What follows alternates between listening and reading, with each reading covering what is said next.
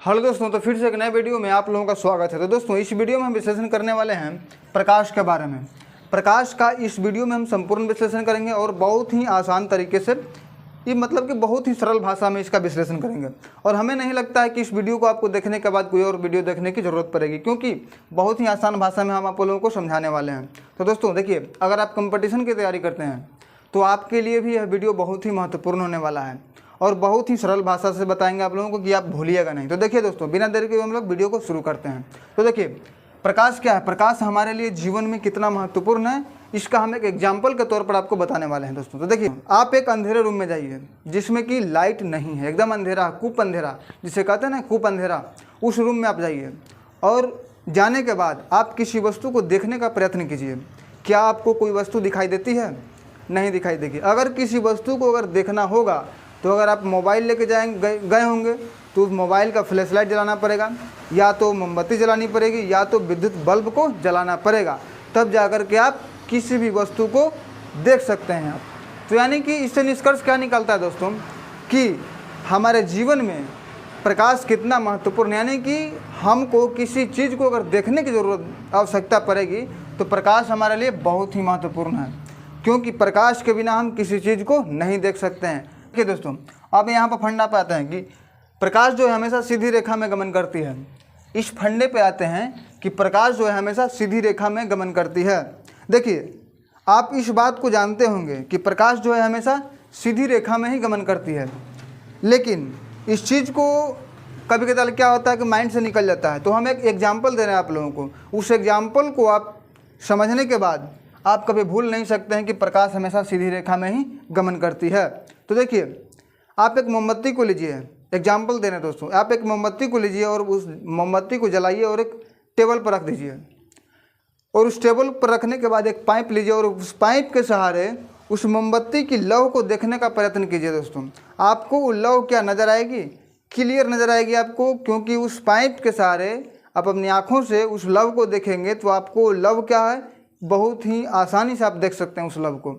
लेकिन वही उसी जगह पर उस पाइप को अगर आप हल्का टेढ़ा करेंगे, और उस टेढ़ा करने के बाद जिस तरह से इस वीडियो में आप देख रहे हैं, इस चित्र में आप देख रहे हैं कि पाइप को टेढ़ा करने के बाद उस लव को देखने का प्रयत्न कीजिएगा, तो क्या आपको लव नज़र आएगी? एकदम नज़र नहीं आएगी। तो इससे सिद्ध क्या होता है दोस्तों, कि प्रकाश जो है हमेशा सीधी रेखा में ही गमन करती है। अब देखिए, अब यहाँ पर समझेंगे क्या, पारदर्शी को समझेंगे, अपारदर्शी को समझेंगे और पारभासी या अर्धपारदर्शी को समझेंगे। मतलब कि पारदर्शी किसे कहते हैं, अपारदर्शी किसे कहते हैं, और पारभासी या अर्धपारदर्शी किसे कहते हैं। तो देखिए दोस्तों, कुछ वस्तुएं ऐसी होती हैं कि जिनसे प्रकाश जो है आर पार हो जाते हैं, उसे क्या कहते हैं, पारदर्शी कहते हैं। और कुछ ऐसी भी वस्तुएं होती हैं जिनसे प्रकाश आर पार नहीं हो पाती हैं, उसे क्या कहते हैं, अपारदर्शी कहते हैं। और कुछ ऐसी वस्तुएं होती हैं कि जिनसे अंशतः रूप से मतलब कुछ अंश आप पार हो जाती है, उसे हम पारभासी या अर्धपारदर्शी कहते हैं। क्योंकि आप देखे होंगे कोई ऐसा सामान, कोई ऐसा पदार्थ होता है कि जिसको हम अपनी आंखों के सामने रखते हैं तो उस पार की वस्तुएं हल्की धुंधली नजर आती है। तो क्या है, पारभासी पदार्थ है, पारभासी या अर्धपारदर्शी है।